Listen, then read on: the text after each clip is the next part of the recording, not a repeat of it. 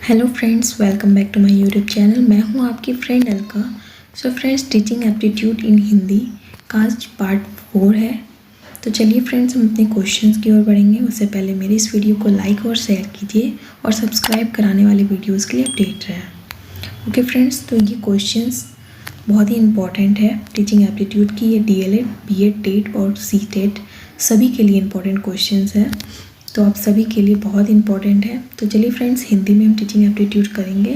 और जिस किसी को भी इंग्लिश एडिशन में चाहिए तो आप मेरे प्लेलिस्ट में जाके चेक कर सकते हैं। आपको वहाँ टीचिंग एप्टीट्यूड इन इंग्लिश में भी क्वेश्चंस मिल जाएंगे और इंग्लिश में भी मैंने क्वेश्चंस करवाए हुए हैं। तो आप मेरी प्लेलिस्ट में जाके इंग्लिश के भी क्वेश्चंस कर सकते हैं। ओके फ्रेंड्स, तो चलिए आगे बढ़ते हैं। क्वेश्चन नंबर 1, सामाजिक आर्थिक रूप से वंचित पृष्ठभूमि से आने वाले बच्चे को क्लास के माहौल की आवश्यकता होती है जो बच्चों को उनकी क्षमताओं के आधार पर वर्गीकृत करता है, उन्हें अच्छा व्यवहार सिखाता है, उनके सांस्कृतिक और भाषा ज्ञान को महत्व देता है तथा उनका उपयोग करता है, उनकी भाषा के उपयोग को हतोत्साहित करता है ताकि वह मुख्य धारा की भाषाएं सीख सके। तो बताइए फ्रेंड्स, सामाजिक आर्थिक रूप से वंचित पृष्ठभूमि से आने वाले बच्चों को क्लास के माहौल की आवश्यकता होती है जो उनके सांस्कृतिक और भाषाई ज्ञान को महत्व देता हो तथा उनका उपयोग करता हो। क्वेश्चन नंबर 2, कक्षा में सृजनात्मक, क्रिएटिव और प्रतिभाशाली ब्रिलियंट बच्चों के लिए आवश्यक हस्तक्षेप निर्भर है। उन्हें अन्य बच्चों को पढ़ाने की जिम्मेदारी देने पर, टीचर द्वारा अनुकूलित और प्रेरक निर्देशक तरीकों के उपयोग पर, उन्हें अतिरिक्त समय दिए जाने पर, उनके प्रति स्नेही होने के नाते पर।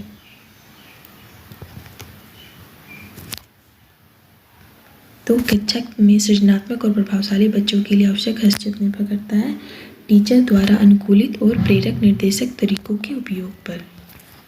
क्वेश्चन नंबर 3, शिक्षण अभियोग्यता का अर्थ है शिक्षक बनने की इच्छा, शिक्षण कार्य में लगन, शिक्षक का कार्य करने हेतु अपेक्षित सभी योग्यताएं तथा इनमें से कोई नहीं।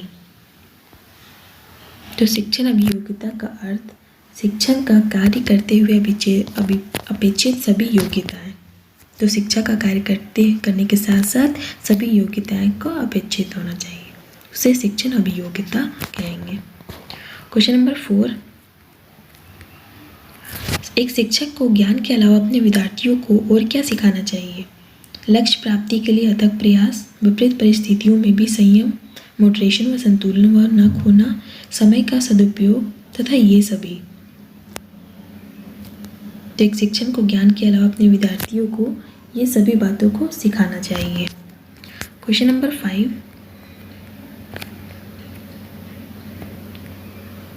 निम्नलिखित में से कौन सी शिक्षण पद्धति अप्रत्यक्ष अधिगम को प्रोत्साहित करेगी? उदाहरणों के साथ व्याख्यान, टीम शिक्षण, विषय का प्रदर्शन एवं सहयोगपूर्ण परियोजनाएं। तो निम्नलिखित में से कौन सी शिक्षण पद्धति अप्रत्यक्ष अधिगम को प्रोत्साहित करेगी? सहयोगपूर्ण परियोजनाएं शिक्षण पद्धति अप्रत्यक्ष अधिगम को प्रोत्साहित करेगी। क्वेश्चन नंबर 6, सर्वश्रेष्ठ शिक्षक का एक अनिवार्य गुण क्या है? मजबूत विषय ज्ञान, पढ़ाने में सच्ची रुचि, भाषा प्रवाह तथा अच्छी प्रस्तुति। तो सर्वश्रेष्ठ शिक्षक का एक अनिवार्य गुण पढ़ाने में सच्ची रुचि है।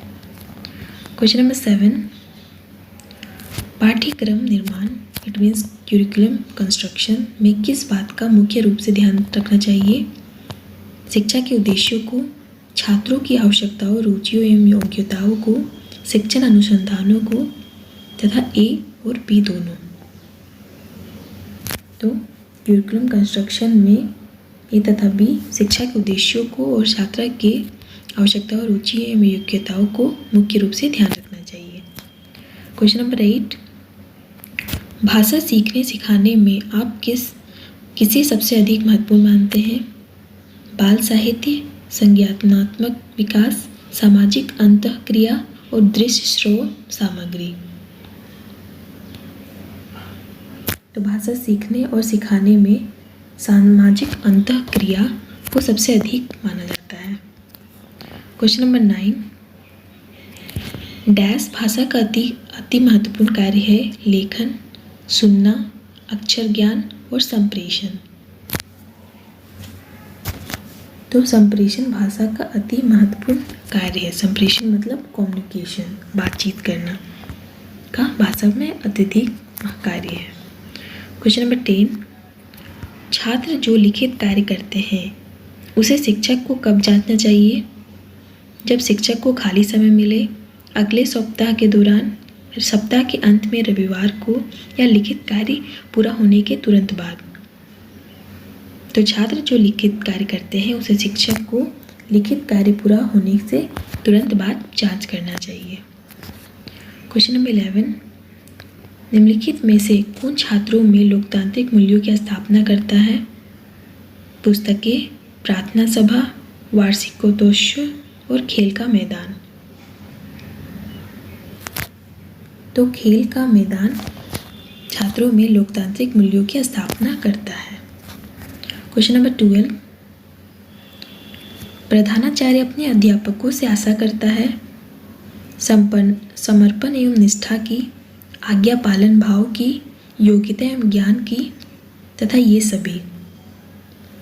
तो प्रधानाचार्य अपने अध्यापकों से ये सभी आशा करते हैं।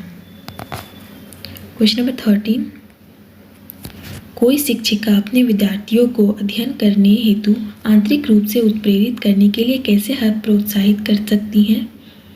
प्रतियोगितात्मक परीक्षण से व्यक्तिगत लक्ष्य निर्धारण करने और उसमें निपुणता पाने में उन्हें मदद देकर, साफ दिखाई पड़ने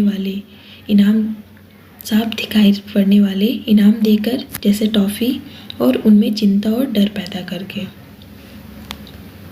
तो उन्हें प्रोत्साहित कैसे किया जा सकता है? व्यक्तिगत लक्ष्य निर्धारण करने और उसमें निपुणता पाने में मदद करें। उन्हें अपने इच्छा से क्या लक्ष्य बनाना है तथा उसे पाने में मदद करके वो उन्हें प्रोत्साहित करती हैं। क्वेश्चन नंबर 14, अभिभावक अपने बालकों के लिए अध्यापकों से आशा करते हैं निष्पक्ष व्यवहार की, सहानुभूति एवं प्रेम की, योग्यता एवं ज्ञान की तथा ए और बी दोनों। तो अभिभावक अपने बच्चों के लिए अध्यापकों से ए और बी दोनों निष्पक्ष व्यवहार और सहानुभूति एवं प्रेम की आशा करते हैं। क्वेश्चन नंबर 15, आज के वैज्ञानिक युग में छात्रों को आध्यात्मिकता का ज्ञान देना पिछड़ापन है, आवश्यक है, अनावश्यक है या असंभव है? तो आध्यात्मिकता का ज्ञान देना आवश्यक है। क्वेश्चन नंबर 16, शिक्षक का मूल कार्य है छात्रों को पढ़ने के लिए प्रेरित करना, छात्रों को उनकी गलतियां बताना, अध्ययन के बाद के लिए अनुकूल वातावरण तैयार करना तथा छात्रों के स्वयं अध्ययन में सहायता करना। तो शिक्षक का मूल कार्य है अध्ययन के लिए अनुकूल वातावरण तैयार करना। क्वेश्चन नंबर 17, विद्यालय के सभी कार्यक्रमों में भाग लेना चाहिए क्योंकि इससे सीखने का अवसर मिलता है, व्यक्तित्व का विकास होता है, आत्मविश्वास के विकास में सहायता मिलती है और ये सभी। तो विद्यालय के सभी कार्यक्रमों में भाग लेना चाहिए क्योंकि इससे सीखने का अवसर मिलता है, व्यक्तित्व का विकास होता है, आत्मविश्वास के विकास में सहायता मिलती है, ये सभी। क्वेश्चन नंबर 18, किसी भी विषय वस्तु को छात्रों को सरलता से सिखाने के लिए अध्यापक का सर्वप्रथम गुण होना चाहिए आत्मविश्वास, विषय वस्तु का ज्ञान, प्रभावी अभिव्यक्ति और सहृदयता। तो किसी भी विषय वस्तु को छात्रों को सरलता से सिखाने के लिए अध्यापक का सर्वप्रथम गुण प्रभावी अभिव्यक्ति होना चाहिए, जिससे वे छात्रों को प्रभाव कर सकें, उन्हें सिखा सकें। क्वेश्चन नंबर 19,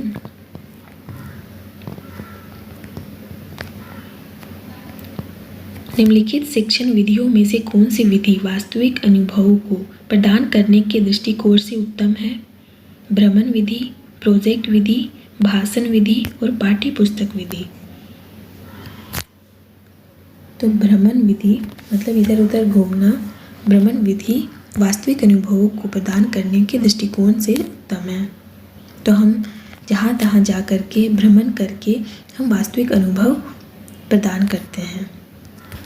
क्वेश्चन नंबर 20, किसी प्रारंभिक कक्षा में प्रभावशाली शिक्षक का उद्देश्य विद्यार्थियों को उत्प्रेरित करना होगा, रटकर याद करने के लिए जिससे वे प्रत्यास्मरण रिकलेक्शन करने में अच्छे बने, दंडात्मक मतलब प्यूनिटिव उपायों का प्रयोग करके जिसे वे शिक्षक का सम्मान करें, ऐसे काम करने के लिए जिसे परीक्षा के अंत में वे अच्छे अंक पा सके, या सीखने के लिए जिससे वे जिज्ञासु बने और सीखने के लिए ही सिखाना पसंद करें। तो किसी प्रारंभिक कक्षा में प्रभावशाली शिक्षक का उद्देश्य विद्यार्थियों को उत्प्रेरित करना होगा, सीखने के लिए जिससे वे जिज्ञासु बने और सीखने के लिए ही सिखाना पसंद करें। फ्रेंड्स, क्वेश्चन नंबर 21, अपने छात्रों को समझने के लिए शिक्षक को किस बात का ज्ञान होना चाहिए? बाल मनोविज्ञान, बालक कैसे सीखता है, बालकों की अभिरुचियां एवं प्रवृत्तियां और ये सभी। तो अपने छात्रों को समझने के लिए शिक्षक को ये सभी बातों का ज्ञान होना चाहिए। क्वेश्चन नंबर 22, निम्नलिखित में से कौन से समाजीकरण सोशलाइजेशन के गुण वाहक हो सकते हैं? विद्यालय और पास पड़ोस, विद्यालय और निकटतम परिवार के सदस्य, परिवार और रिश्तेदार, और परिवार और पास पड़ोस। तो समाजीकरण के गुण वाहक विद्यालय और पास पड़ोस के लोग होते हैं। क्वेश्चन नंबर 23, एक छात्र की दृष्टि से विद्यालय में छात्र संघ संगठन के बारे में आपकी धारणा है? इनसे कोई लाभ नहीं है, विद्यालय में दादागिरी फैलती है, शिक्षकों के अन्यायों के विरुद्ध लड़ने का एक साधन है, या छात्रों में नेतृत्व की भावना बढ़ती है। जो छात्र संघ संगठन के बारे में से छात्रों में नेतृत्व की भावना बढ़ती है। क्वेश्चन नंबर 24, शिशुओं के लिए शिशुशाला में आवश्यक है खेल के अवसर प्रदान करना, सामान्य ज्ञान देना, भाषा पढ़ाना और कहानियाँ सुनना। तो शिशुशाला मतलब होता है प्लेग्राउंड।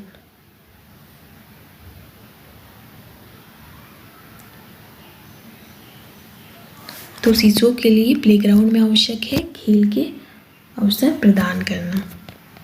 ठीक है। क्वेश्चन नंबर 25, सॉरी फ्रेंड्स, इसके आंसर्स आपको तो दिख गए, फिर भी शिक्षकों को राष्ट्रीय भावना विकास हेतु क्या कदम उठाने चाहिए? राष्ट्रीय भाषा का अधिकाधिक प्रयोग करना, विद्यालय में ऐसे कार्यक्रम का आयोजन करना जिससे छात्रों में राष्ट्रीय भावना जागे, राष्ट्रीयता के विरोधी तत्वों का दमन करना चाहिए, या पूरे राष्ट्र के लिए एक ही जैसे विषय वस्तु का वकालत करना चाहिए। जैसा आपने देख लिया कि आंसर बी है। I am really sorry friends इस चीज़ के लिए। तो शिक्षकों को राष्ट्रीय भावना विकास हेतु विद्यालय में ऐसे कार्यक्रम का आयोजन करना चाहिए जिससे छात्रों में राष्ट्रीय भावना जागे। तो ये कदम हमें उठाना चाहिए हर विद्यालय को। क्वेश्चन नंबर 26, बालक के व्यक्तित्व के सर्वांगीण विकास के लिए यह आवश्यक है कि उसके डेस्क की जानकारी शिक्षकों को हो, मित्रों, व्यवहार, ज्ञान एवं कक्षा के साथियों। तो बालक के व्यक्तित्व के सर्वांगीण विकास के लिए आवश्यक है कि उनके व्यवहार की जानकारी शिक्षक को हो। बालक के व्यक्तित्व मतलब सर्वांगीण सभी तरह के विकास आवश्यक है कि उनका व्यवहार शिक्षकों को जरूर पता हो। क्वेश्चन नंबर 27, निम्न में से कौन सी शिक्षण विधि जिसमें छात्र अधिक एक्टिव क्रियाशील हो? प्रदर्शन विधि, निगमन विधि, प्रश्नोत्तर विधि और विश्लेषण विधि। तो किस शिक्षण विधि में छात्र एक्टिव होते हैं? तो प्रश्नोत्तर विधि में छात्रों को एक्टिव बहुत पसंद है। क्वेश्चन नंबर 28, बाल केंद्रित शिक्षा चाइल्ड सेंटर्ड एजुकेशन के समर्थक के तौर पर आपके अनुसार निम्नलिखित में से किसका महत्व सर्वाधिक है? शिक्षक बालक के व्यक्तित्व का कहाँ तक विकास कर पाता है? शिक्षक कितनी ज्ञानी, आकर्षक और गुणयुक्त है? शिक्षक अपने स्कूल को कितना अधिक भव्य दर्जा पाने में सक्षम है? शिक्षक की पहचान का दायरा कितना विस्तृत है? तो चाइल्ड सेंटर एजुकेशन के समर्थक के तौर पर हमारे अनुसार शिक्षक बालक के व्यक्तित्व का कहाँ तक विकास कर पाता है, इस बात का महत्व सर्वाधिक है। क्वेश्चन नंबर 29, एक अच्छी पाठ्य पुस्तक वह है जो अन्य विशेषताओं के अतिरिक्त अनिवार्य रूप से सम्मिलित करती है। परीक्षकों का निर्देश, गृह कार्य के अभ्यास, शिक्षकों का निर्देश एवं प्रकरणों की सूची बहुत से। तो एक अच्छी पाठ्य पुस्तक वह है जो अन्य विशेषताओं के अतिरिक्त अनिवार्य रूप से शिक्षकों के निर्देश को सम्मिलित करती है। क्वेश्चन नंबर 30, वर्तमान समय में प्राइमरी शिक्षा की दुर्दशा का मुख्य कारण है एकाकी परिवार, छात्रों का दूरदर्शन में अधिक समय व्यतीत करना, गाइड पुस्तकों पर भरोसा तथा शिक्षक छात्र का विषम अनुपात। तो वर्तमान समय में प्राइमरी शिक्षा की दुर्दशा का मुख्य कारण शिक्षक छात्र का विषम अनुपात है। क्वेश्चन नंबर 31, सभी बच्चों की एक ही समस्या है तो आप उसकी समस्या का समाधान करते हैं एक एक करके, सामूहिक ढंग से, पहले छोटे बच्चों का, पहले बड़े बच्चों का। तो सभी बच्चों की अगर समस्या एक ही बार आए तो आप कैसे समाधान करेंगे? सामूहिक ढंग से उन्हें समाधान करेंगे। क्वेश्चन नंबर 32, निःशुल्क और अनिवार्य राइट टू एजुकेशन 2009 प्राइमरी शिक्षा लागू होने के फलस्वरूप बालकों में साक्षरता बढ़ी है, ग्रामीण छात्रों में साक्षरता बढ़ी है, देश में साक्षरता बढ़ी है, ये सभी।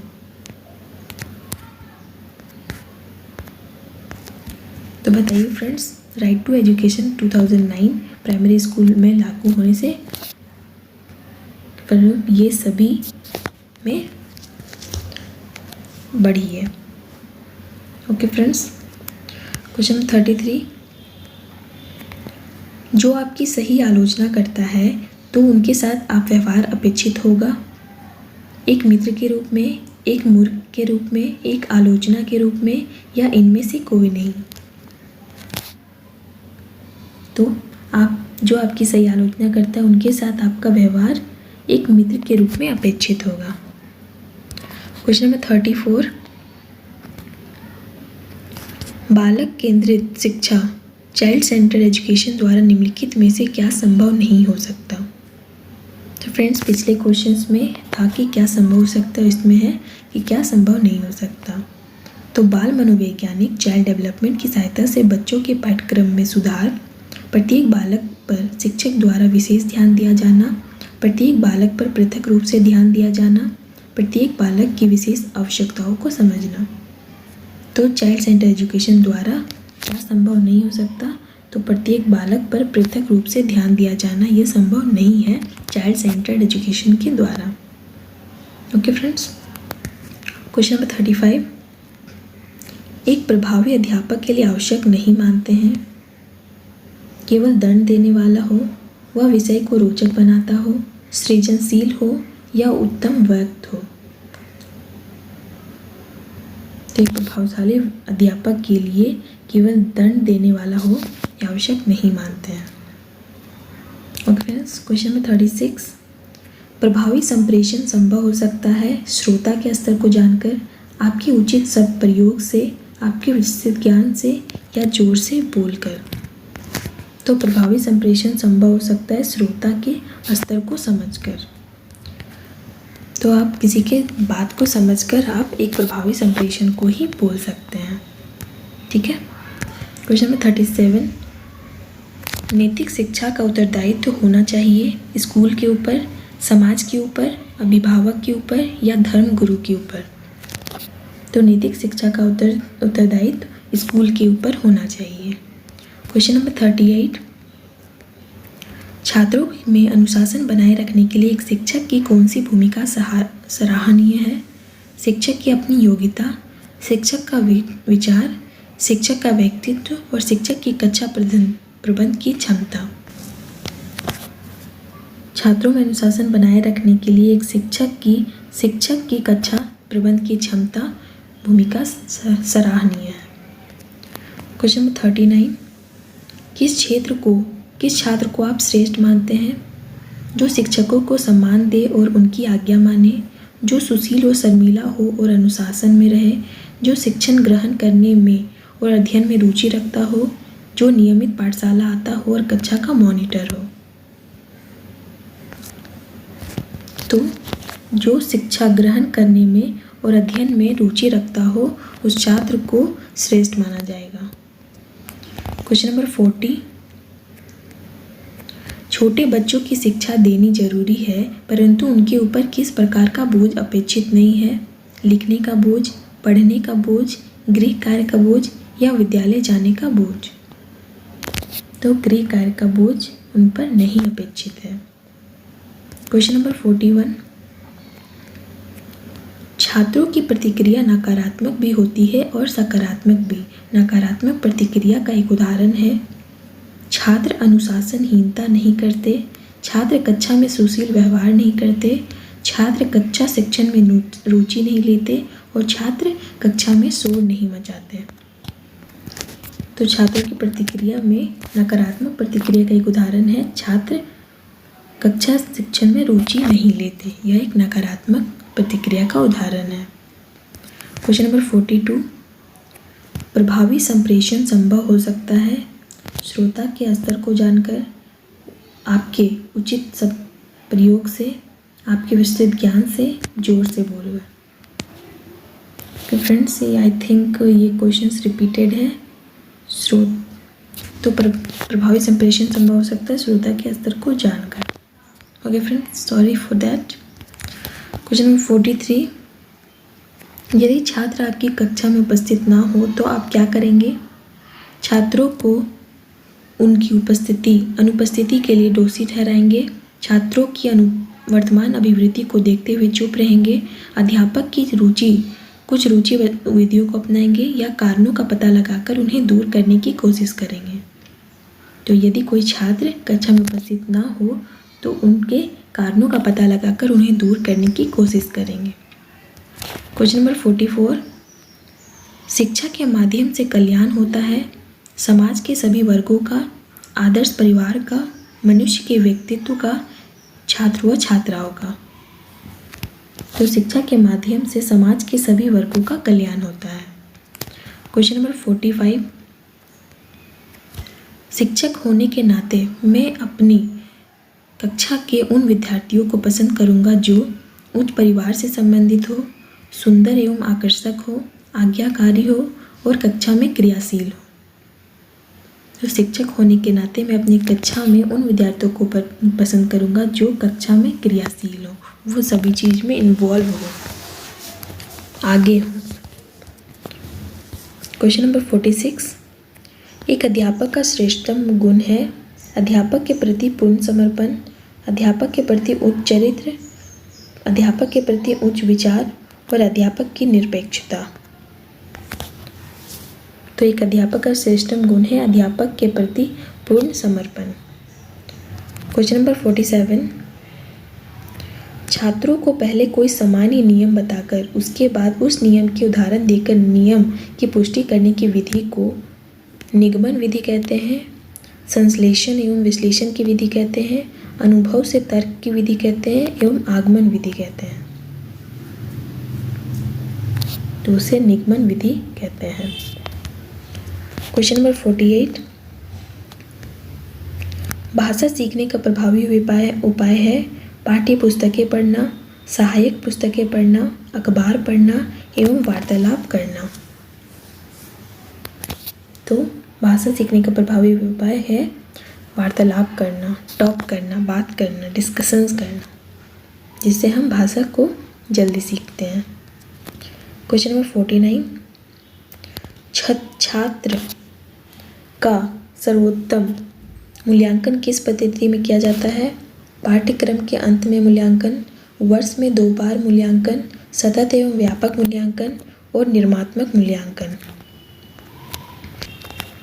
तो छात्र का सर्वोत्तम मूल्यांकन सतत एवं व्यापक मूल्यांकन पद्धति में किया जाता है। क्वेश्चन नंबर 51, आज का लास्ट क्वेश्चन, छात्रों के चरित्र निर्माण में सबसे अधिक महत्वपूर्ण भूमिका किसकी होती है? अध्यापक के उपदेशों की, स्वयं अध्यापक के आदर्श चरित्र की, महापुरुषों की जीवन गाथा पढ़ने की और धार्मिक शिक्षा की। तो बताइए फ्रेंड्स, छात्रों के चरित्र निर्माण में सबसे अधिक भूमिका स्वयं अध्यापक के आदर्श चरित्र की होती है। ओके फ्रेंड्स, तो ये टॉप 50 क्वेश्चंस कंप्लीट होते हैं। तो मैंने आज 50 क्वेश्चंस करवाए हैं जो बहुत ही इंपॉर्टेंट है, तो आज पूरी वीडियो को अच्छे से देखिए। तो ओके फ्रेंड्स, चलिए तो फिर मैं अगली वीडियो में और सारे इंपॉर्टेंट क्वेश्चंस के साथ मिलेंगी। होप आपकी एग्ज़ाम की तैयारी हो रही है अच्छी तरीके से, आप सारे सब्जेक्ट की तैयारी अच्छे से कीजिए। तो चलिए फ्रेंड्स, मैं अगली वीडियो में मिलूँगी। तो आप अपना ख्याल रखिए, अपने पेरेंट्स का ख्याल रखिए। Thank you.